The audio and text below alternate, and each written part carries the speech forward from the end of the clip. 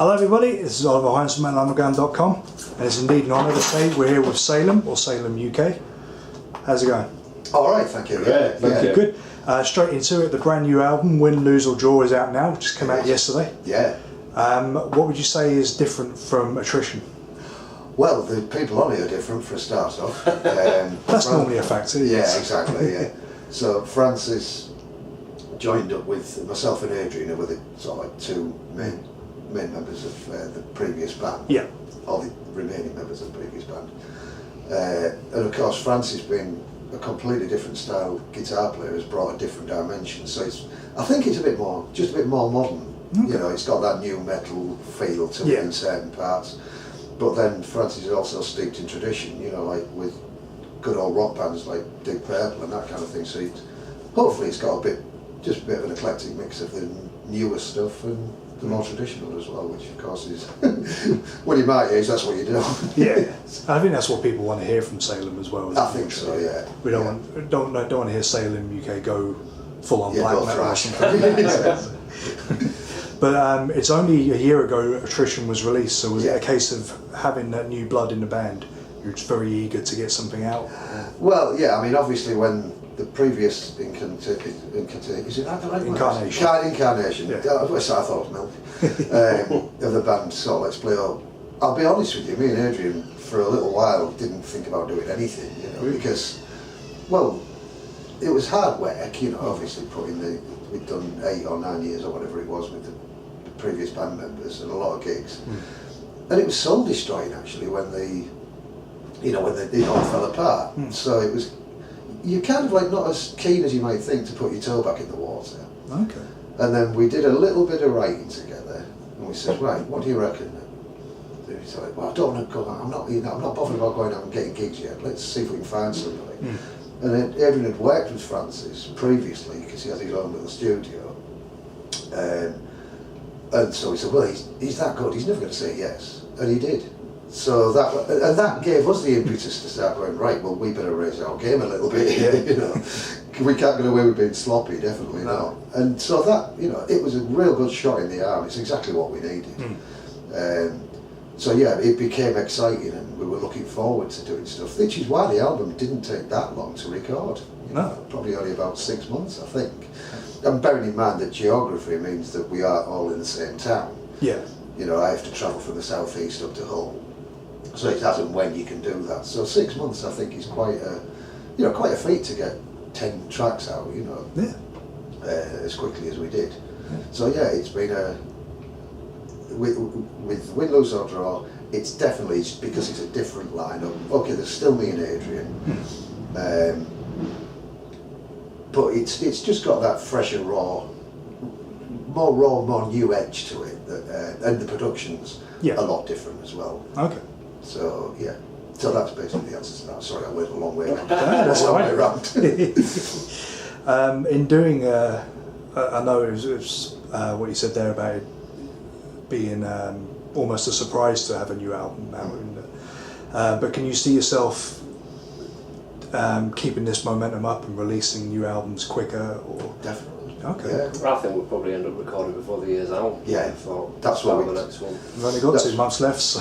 Yeah, but I imagine we'll probably be working on it before then. Yeah, I mean, we've already had ideas kicking about for new material, so why not? And it's one of them things where you say, well, we've got the momentum. Yeah. You know, let's do it. And surprisingly, you know, like keeping the cost down of travelling up and down, going up on the coach, it's like 30 quid.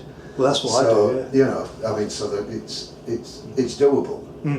Whereas before, taking trains and everything just became ridiculous. Yeah. So, but now we can do a few more trips a year. Yeah. I mean, batters the old body up a bit for being on it for 10 hours just to go home. You have got a process, haven't you? That you're like, you know, you've got it pretty much dialed in now. How you work. You know? Yeah. I think you recorded Win, Lose or Draw like 4 sessions, didn't you? Yeah. Well, written and recorded in about 4 sessions. Yeah, that's how kind of like how we do it. It's time. It's time critical, because when I go in, we write the melodies, write the vocals, and then record them. And we don't come out until the main vocals down, all the backing vocals are down. So it's labour intensive when we're in there, but the fact is it's enjoyable. Yeah. You know, we really thoroughly totally enjoy ourselves. Yeah.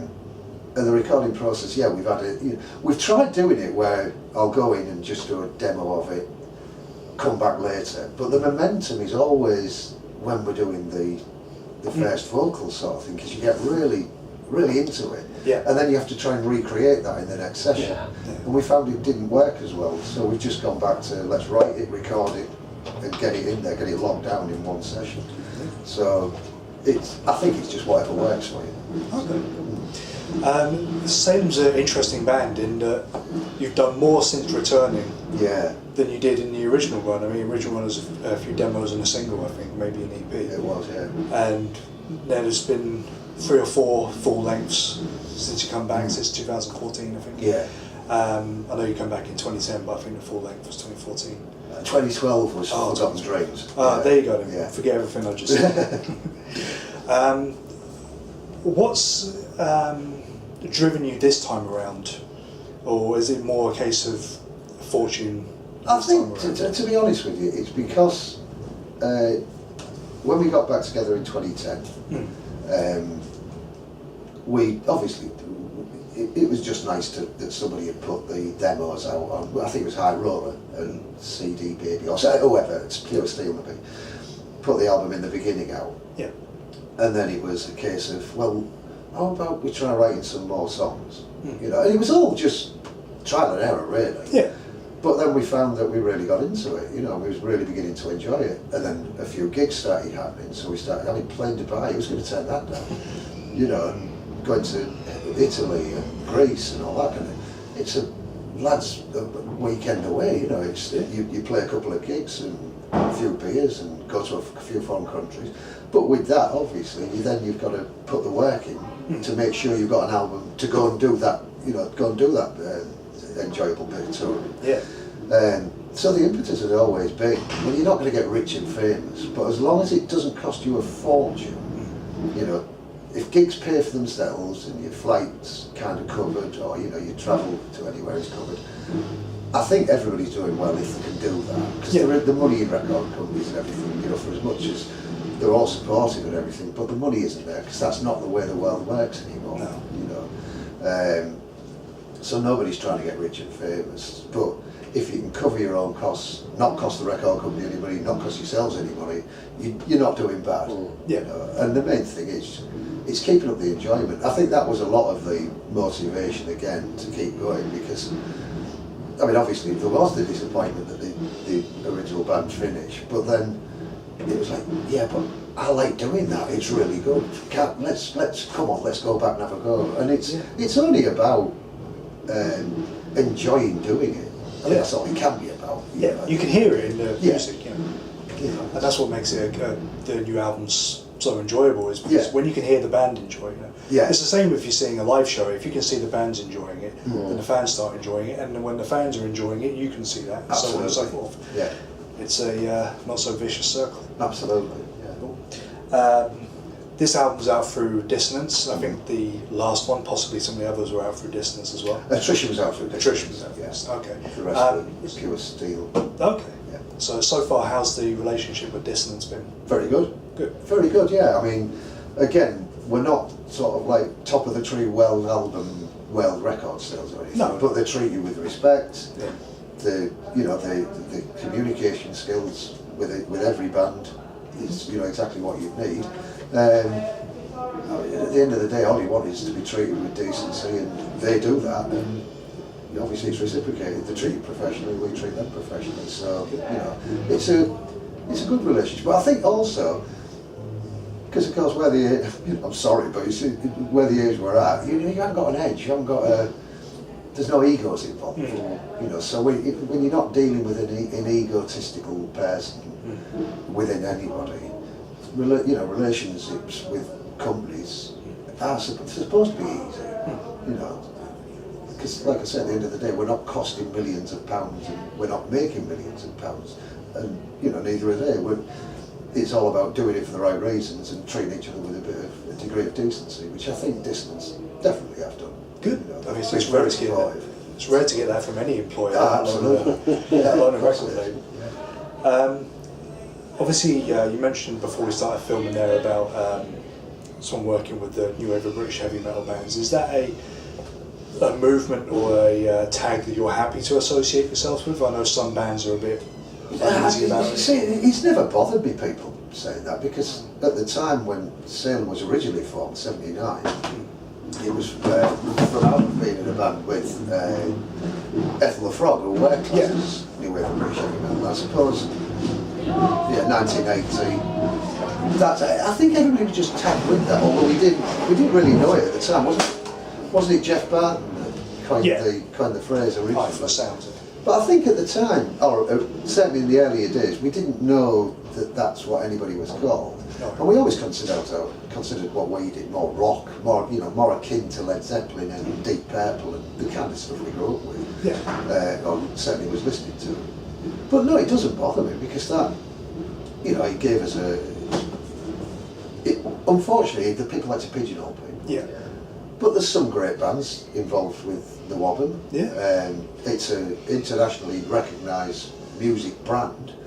I mean, I think the thing is, it was so vast. You can go from some of it sounding almost punk-like. Yeah. To whether it be Praying Mantis, so we're more like on the melodic rock sort of thing. So it encompassed a whole range of music. So when I first met Ed in 2009, he obviously had mentioned about like Salem being in this sort of new wave of British heavy metal bracket. Yeah. And when I first heard them, maybe a year later, I think it was when you were making like Forgotten Dreams. I thought, well, to me, that's not new wave of British heavy metal at all. And for me, it's never sounded like that. And I think it's probably more about being around at a time than it is about actually sort of ticking the boxes to fulfill the criteria of a new wave of British heavy metal band. But I don't think the tag does you any harm though. No, I don't think so. But I mean, like you said, there was such a vast different styles, if you were, of it. I mean, Salem doesn't sound like Venom, that doesn't sound like Witchfinder General, so on and so forth. Just finally to finish up, now that the new album's out, what's the plans for 2020? Oh, well, we've got some dates in Germany. One of them is called, is it CFN Festival? Yeah. And we're playing in Lons, and playing a gig called Titans, which we did last year. A lot of the bands are sort of like doing the similar kind of circuit. So we're going back to Paris as well to play a place called Le Club, which is a really nice happening little thing. As we said earlier, we're going to be recording some new music by the end of the year.